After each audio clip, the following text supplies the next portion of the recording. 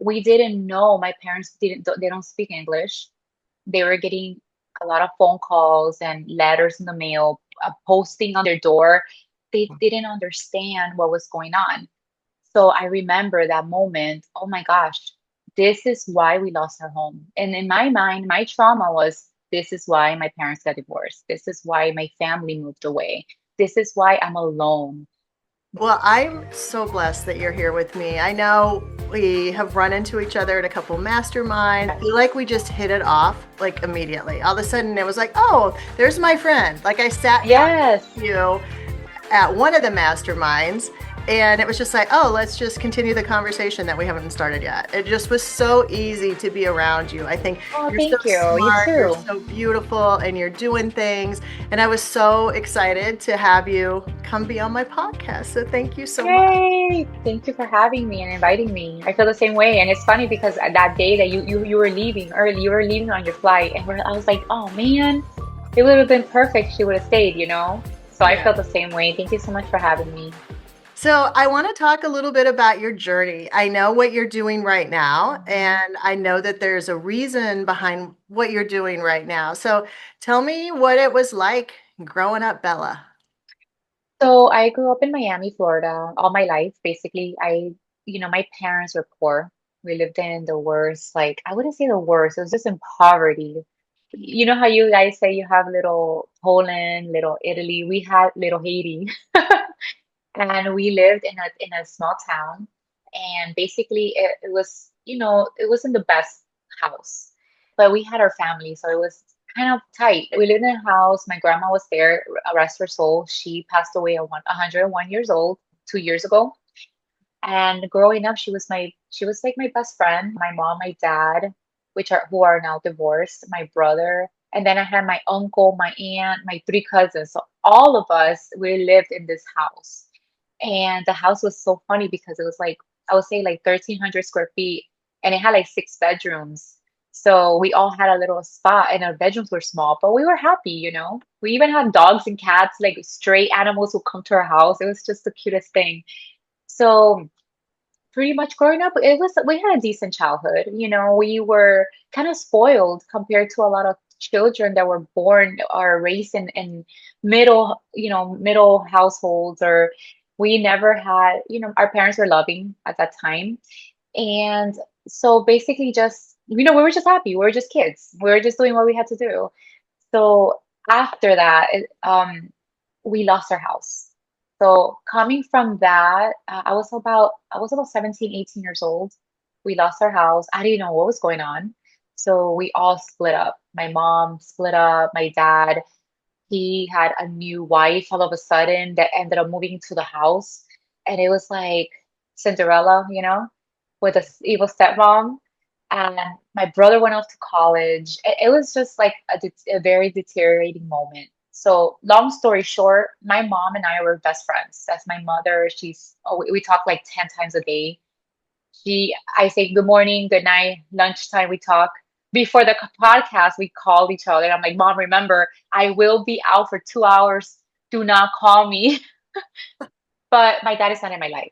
So after that event, it was like they got divorced, and he divorced us as well. So I do have my mom. Just fast forwarding from everything, going to school, changing my major, God knows how many times. I couldn't figure out what I wanted to do. So fast forward to, I would say between 6, 7 years ago, I started job hunting. I would say more like 10 years ago, to be fair. And I came across a general contractor. He hired me as his office manager. It was great. I learned a lot. And being girly, being a woman in the construction industry kind of didn't sound very attractive to me. It wasn't a sexy job. So either way, I stayed. I fell in love with it. I liked the whole architectural stuff.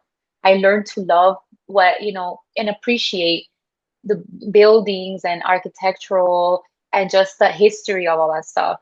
So now we decided to, once I stopped working with him, I decided to open Permit Busters. But I know that there's a story behind how you got into permit busters. And I think it has something to do with the house you grew up in and what happened? Dig into that story a little bit more. Sure. So, just learning. Once I got into when I opened up Permit Busters and we grew, I was bored. I was like, okay, there has to be more to permitting. So I started reaching out to contractors, networking, and it came into my mind, let me start working on violations. Code violations are everywhere. And I see everybody complaining about violations and having unpermitted work done to their house. It clicked to me going back and doing my research. The reason we lost our home was due to permit violations. So we didn't know, my parents didn't, they don't speak English. They were getting a lot of phone calls and letters in the mail, posting on their door. They didn't understand what was going on. So I remember that moment. Oh my gosh, this is why we lost our home. And in my mind, my trauma was, this is why my parents got divorced. This is why my family moved away. This is why I'm alone. That trauma kind of hit me, and it pushed me further to want to help the people that are that have violations currently, because I want to help. I don't want them to go through what I went through, especially with children. So they don't realize, I don't want them to become my parents that back then, not understanding what's going on, because I wish I had that person back then to explain to us what's the next step and how to fix it. Because even at 18, you're an adult, maybe at the eyes of the law, but we don't understand, like, what are these legal notices? And maybe your parents, you knew people were calling, but nobody, parents are sheltering us from things, right? They don't know what's going on, so they don't want us to feel fear. So there's that part of it, which snowballs into you could do something, but you couldn't because like, what the heck? This is all legalese. And so the violations part of Permit Busters was birthed out of helping families avoid that tragedy. And so, how many people, let's go back to the house that you lived in. You had 6 bedrooms. How many kids did you guys have? We had my brother and I, who were teenagers, and three younger cousins. So we were five in total. Wow. So, and then the parents' bedroom. And so everybody had their room and it's like, okay, this makes sense. Everybody has privacy. And then that is what was the permit problem? Is that what you're saying? The permit problem was that there were extra rooms that were not supposed to be there. So the house was cut into different little pieces. So that was the permit problem. Do you see that nowadays? People trying. Absolutely. I can't avoid it. I walk into a house and I'm like, wait a minute, is this even legal? Because I know what to look for now. Wow. And so when somebody gets a violation, do they contact you or because your parents didn't know to contact anybody? How are you reaching the people that don't even know what this all means? And how are you taking it to the next step to help them? And what does that look like? So I do a lot of Instagram posts at Permit Busters. Instagram, I do a lot of FAQs, just kind of like FYI type of situations and posts, for frequently asked questions when I get phone calls from realtors. Realtors are one of the main contacts that I have. Realtors, title companies, and investors that fix and flip, because they're constantly fixing and flipping, selling homes, buying homes. And I'm telling you, in Miami, 9 out of 10 homes have at least one permit issue.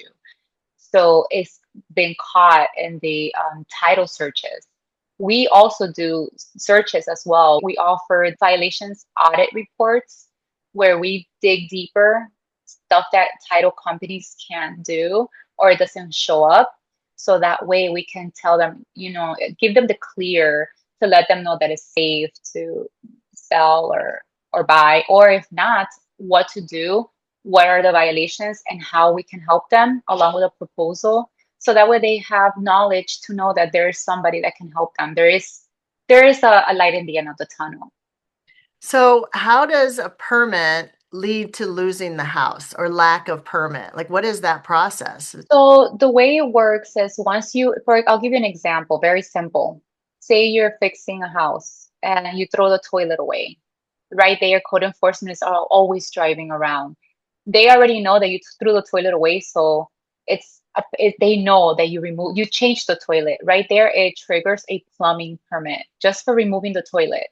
So right there, they don't need proof. The proof is outside. You pretty much people don't know this. They just throw it out in bulk pickup, not knowing the real consequences of it. They put a violation. I would say like a warning. The warning comes first to let them know, hey, by the way, you changed the toilet and you need a plumbing permit. People often ignore these, warnings. So after not, you're already in the system. So after ignoring the warning, that's when they come in into a notice of violation. So the notice of violation is saying, hey, you need a plumbing permit. This is the last warning we're giving you. So if they ignore that, they go into a magistrate court hearing, which I was there a few days ago in one of the court hearings. And in the court hearing, the inspector that gave them the violation will go up there. The owner is not even there. Let's say, for example, they just been ignoring it. The judge issues an attention warning, hurting your pocket, $100 a day, for example, for you not complying. So from that day on, you're being fined $100 a day to the point where there's properties that ignore forever. It doesn't go away. 10 years come down the road, that $100 a day accumulates.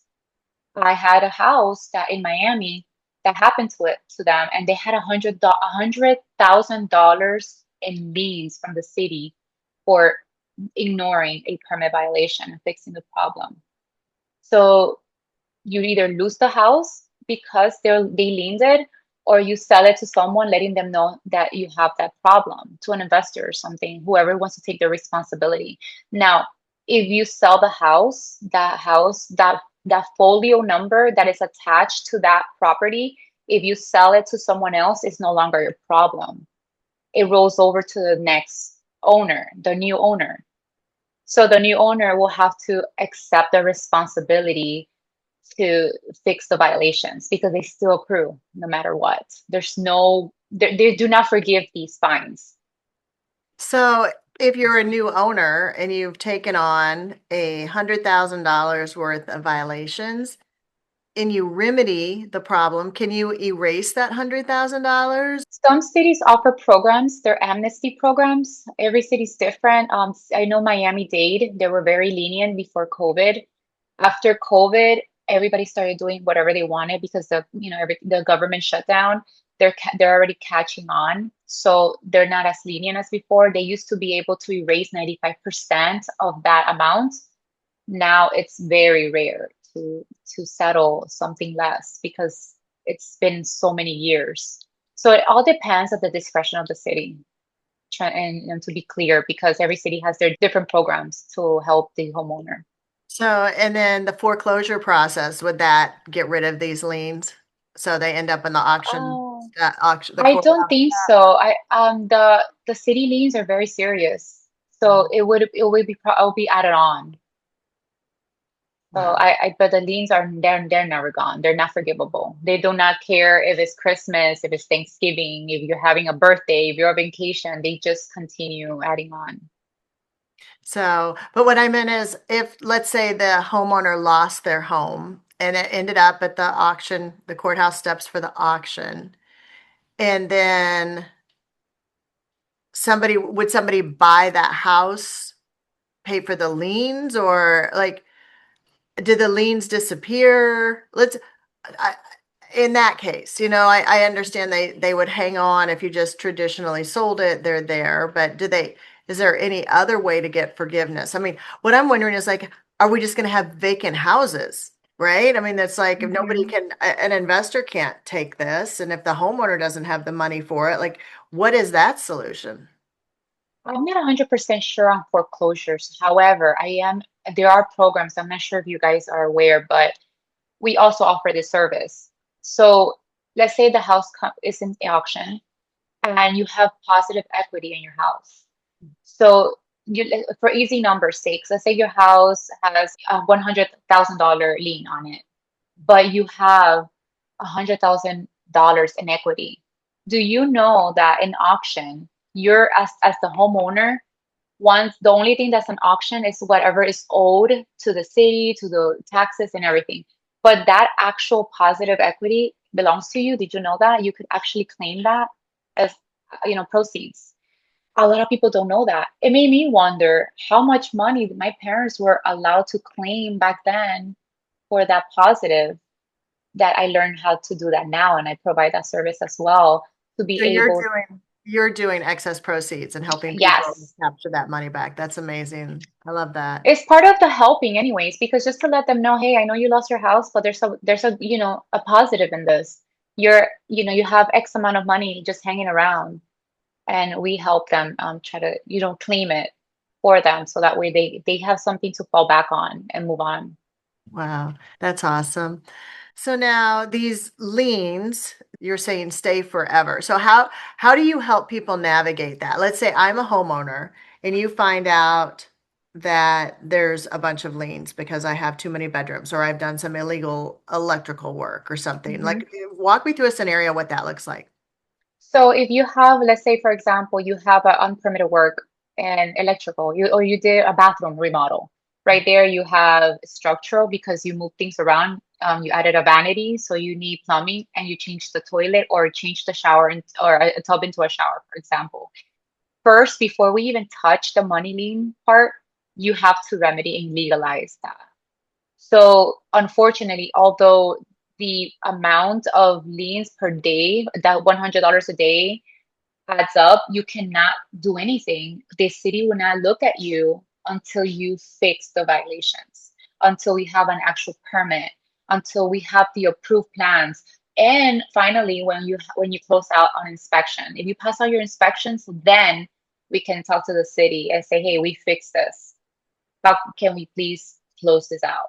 That's when you close the code violation. I know sometimes I talk with you and you're driving somewhere to rush to a house and talk to a homeowner, or you're rushing to court, or what does a day look like for you? Like tell me, you get a phone call, like tell me what that looks like and how you help someone.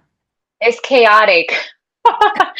I could be just I can't have a schedule because I'm very organized. I have a schedule from the moment I wake up at 5 to go to the gym, then come to to work. Right there, I can have a reviewer call me and say, hey, I'm going to an inspection, nobody's answering the door. But I know I need to get this inspection done and closed out, because if not, we're gonna have to wait to Monday or Tuesday, and the liens are adding up. So I will have to rush to the house and let the inspector in. That's a great example. Another one is a perfect example. I did an events permit for a huge political party. That permit, they gave it to me last minute. When I tell you, I had to go to the city, I had to call them every single day, harass them every day, talk to the reviewers. The event is tonight. I got that permit yesterday.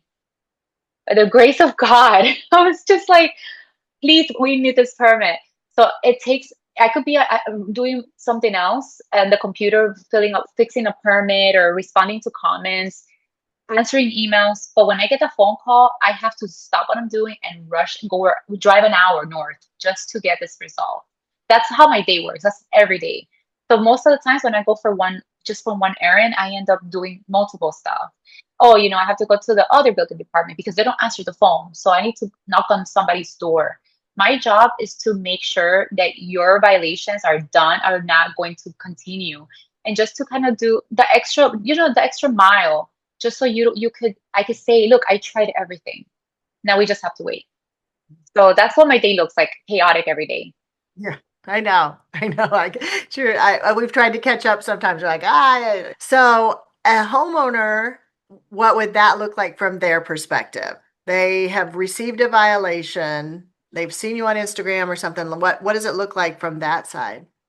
So homeowners are amazing because they ask the right questions. And I tell when they call me, I had a homeowner call me yesterday from the town of Davie, and she's like, "Look, I don't have a violation yet, but I did something without a permit, and I know that if I want to permit something else, they will catch it. So I want your help to get this legalized. So when that comes, they don't give me a violation right away."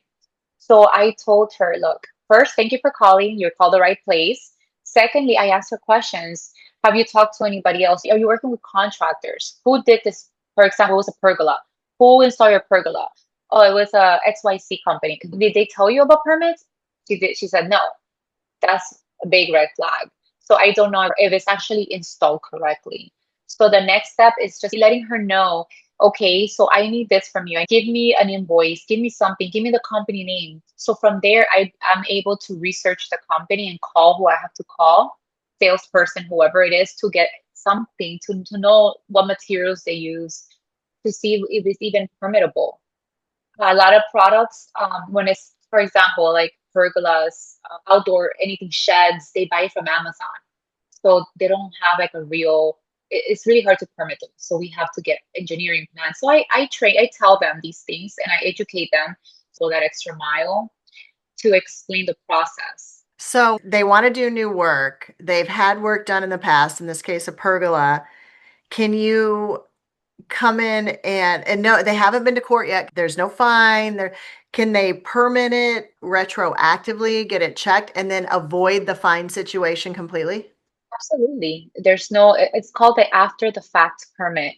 Because the permit process goes like this. Let's say you want to remodel your bathroom. You have to apply for the permit. You have to show the city your proposed plan, like your idea of that bathroom. Then it goes into review. The reviewer might like something, might not like something. He might ask, hey, what's going on in the electrical? Oh, we're not doing electrical. We're leaving it as is. Okay, perfect. Approved, right? Now that's a permission for the city to say, you can do it now. Now, the after the fact is it's already built. So now we still got to go backwards, kind of like we still got to submit a permit application, but this time the proposal is going to be exactly what is done now. So we can, because it's already done, it's already built. And then it goes to the inspection, the approval inspection. We save a lot of our investors, and they do that all the time. So we have engineers on staff that would do engineering letters as a third party inspector, and they provide a certification with photos, reports saying, look, it's done to code. It looks great. Everything looks legit. You could pass them. So you give that to them and they usually take it and they just close your permit without having to open anything up. And then there's times where maybe they need to fix something. So you've got your engineers. Absolutely. So we have project managers on staff as well for a big project. For example, if the house has an addition, they converted a garage, for example, that's a huge project because you don't know what's the walls look like. You don't know what the underneath looks like or plumbing, if they have any sewer situations. We have to do a job site visit. So we send over our project managers, they do a job site visit and they give you a discovery report to say, hey, this is what we need to get this permitted the right way. And that process, it takes a little bit because of you have to do work and bring it up to code. Once, if they say you did the conversion 6 years ago, that was right now we're about to roll into the 2026 Florida Building Code and the end of the year. However, some cities are already adopting it. So things are changing. My permits are getting denied for stuff that they never asked for. So it's a learning process. Every 3 years, 4 years, they change the building code and become stricter. So we have to kind of go back. And if it was done 6 years ago, you have to bring it to current. Because the moment you apply for that application, you submit a permit for today's date, you have to show current code. So you more than likely you will have to change electrical panels and plumbing for whatever they ask for today.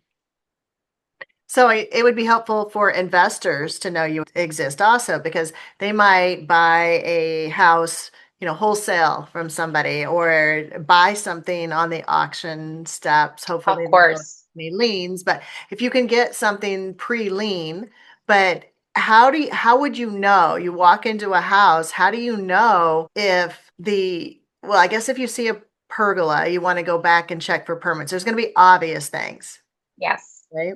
Especially when it's exterior, you could always check it's public records. A lot of my homeowners don't understand the permit process, or let's say they bought the house that way, and back then they didn't track it. Some of them they slipped through the cracks, believe it or not, and they're like, "Oh, I didn't install it. I bought the house because I love the pergola." Let's say, for example, little do they know the pergola was never permitted. So they don't know. So it could have done, somebody else could have done it, but now they're responsible for it. So a lot of times I tell in my posts, if you're the new owner, you're responsible for that. You cannot get mad or point fingers at the previous owners because you're the new owner now and the city doesn't really care about what was done, who did what. They just want it to be fixed. And then if you walk into a house that's maybe a 1960s house, but you notice that the bathroom is, it was obviously done in the early 2000s, there was plumbing work done. So as Mhm. an investor, would you go and check permits, or does that not matter interiorly, or what does that look like? Everything matters. As an investor myself, looking at properties, I look at everything. Maybe because I'm already in the business and the industry, but I do search how old is the roof or who did what. So I look at the previous, or they have microfilms that you could actually obtain as well and buy and purchase for this building department to see the permit history. And if they say it has a new roof 3 years ago and you look at the permit history and it says the roof hasn't been changed, it's 20 years ago, red flag means that they changed the roof without a permit. So now you know that is not permitted. So doing your due diligence and going to the building website and asking for microfilms or previous permits, a lot of them are public records. It's crazy because this is something I've never thought of. Like I've never thought of this. I don't know. And I'm sure it's a safety issue too. You're talking about Of pergolas. course. In our neighborhood, a lot of people just get those pergolas you buy at Home Depot or whatever. But I think they're supposed to be fastened. And those winds will take somebody's pergola into somebody else's yard. Or harm them, worst case scenario. So we went to Arkansas a couple of years ago for an auction. We went for live auction. And everything we were driving around, it was so sad. A lot of the houses, I don't know if you've been to Arkansas, they're burned down. They're vacant. And it's because building code for electrical, I don't know how, I guess they don't have a building code. So a lot of the houses are burned. And this is why in South Florida it's such a big deal, not only because we're high velocity due to hurricanes, like you're saying about the pergolas. Yes, they need to know how deep are the footings, how fast their tie down details. That's what they call it for the fasteners. The roof needs to be fastened. Everything could fly and it could hurt somebody, kill somebody. Electrical could cause fire, and unfortunate things happen. So this is why, and I tell people it's not the city's fault. Don't be mad at the inspector or the code enforcement officer. They're trying to enforce safety. Yes, I get it. It's annoying because you're looking at it at a different point of view. But being in the business and seeing all the unfortunate things that happen, you want to be in a safe environment. You want to have a safe roof over your head. So that's what they do. They enforce the code so you're safe and your house is safe. So it's a way of looking at it so you don't, people don't get upset at it. It's not their fault. They're doing their job. Wow. So, and then the liability, if your pergola goes and hurts someone, and then that person has medical bills or something worse, insurance is not going to cover unpermitted stuff. I mean, Oh, they're no, they don't. They won't. They will not. And I think they go even as back as looking at, if let's say it was permitted and that happened, they'll track the contractor that did it. So they go back to see who's going to be responsible for it. because It's really serious. the insurance people don't want to pay the money. So if they can No. find some kind of, and with AI, that's easy to do now for some of these big companies. And if they're not doing it yet, give it a couple of years, they'll be able to go, oh, here's this one little thing back in, 1985. 1999. And so we don't have to pay. It's on Exactly. you. And then what happens? I mean, it could be financially devastating because people wanted to Mhm. save a couple dollars. Because obviously, if you get permits, it costs you money, it costs you time, and it can raise your taxes. There's a lot of people that don't pull permits because Oh, now yes. the dwelling has a more higher value and they're going to tax on that. At least that's how it works in Illinois, right? So people go, "Oh, I don't want to get a permit because it's going to cost me money." It's very Yeah, true. everything is money. But if you think about it this way, you will get violated eventually. It's just a matter of when. Now your fees are doubled. So whatever you do now, and if you decide, if they force you to get a permit, all those fees, the city fees are doubled automatically for waiting this long. So what costs more during, like, throughout the time, and in the on the long run, not having the permit and getting caught later and getting fees accrued is more costly than getting an actual permit. What kind of things? Is there a list in different municipalities of what needs to be permitted, or could you just basically say anything you Oh, do? I could tell you, anything that changes the structure of your house needs to be permitted. For example, an exception of if it's a condominium, you do need a flooring permit because of the soundproof. When you hear boom, boom on top of you, nobody likes that. So condos want a flooring permit, but in the single family house, you don't need it. There's no permitting. You don't have to get a permit for flooring. So everything that it changes the structure, windows, the doors, the roof, any modification that just any change out, AC, all that stuff needs to be permitted. Wow, this is amazing. And I hope that the women that are listening to my podcast, a lot of them are investors. And I think a lot of us have been brought up with the mentality of how to save money, how to Of pay course. cash for something under the table, or how to, like save money up front, cutting corners, and it's dangerous. And you know what's worse too, and I would like to say this to everybody that's listening, hiring the right contractor. Because I don't know about where you guys are, where everybody is, but in South Florida, there's so much fraud going on. I will receive a contractor asking me to permit something. I look up his license. His name is not on there. So I have questions. Who is this person on the license? That's public records also.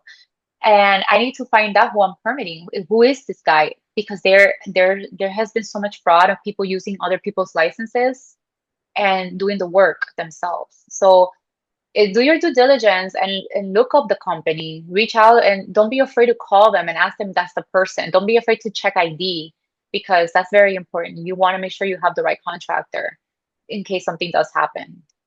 Because you're responsible for what they do. I mean, and how do you come back and go after a contractor that has now moved to Iowa? Of course, exactly.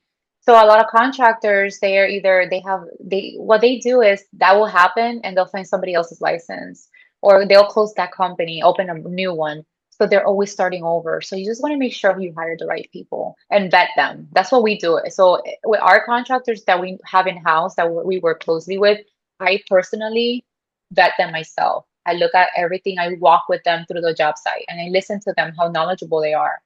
And how do we submit permits together? We have to work together so we can submit the permit the right way.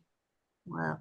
So people, if they want to follow you, you said you post a lot on Instagram. You've got a lot Mhm. of valuable stuff there. How do people find you?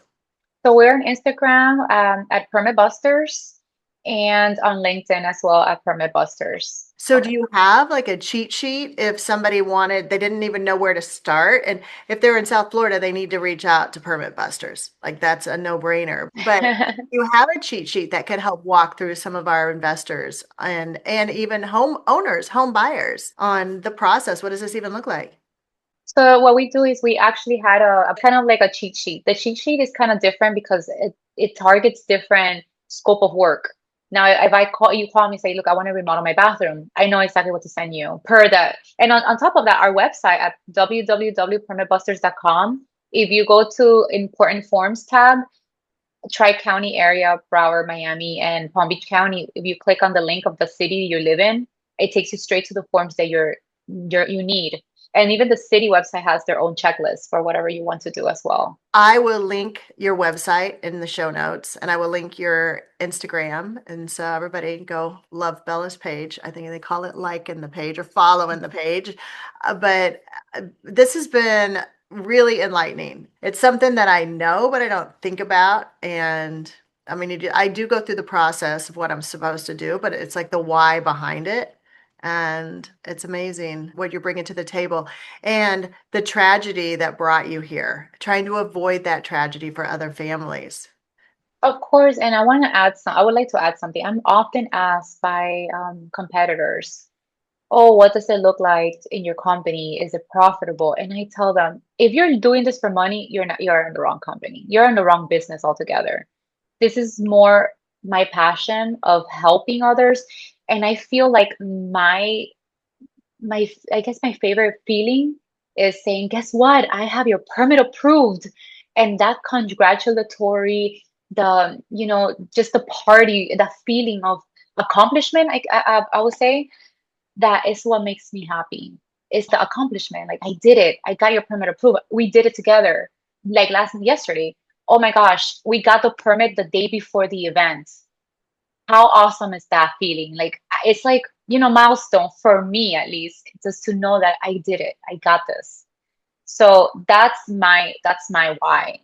It's not about money. It's not about any of that. It's about how I feel, how good I feel to help somebody else. That's my why.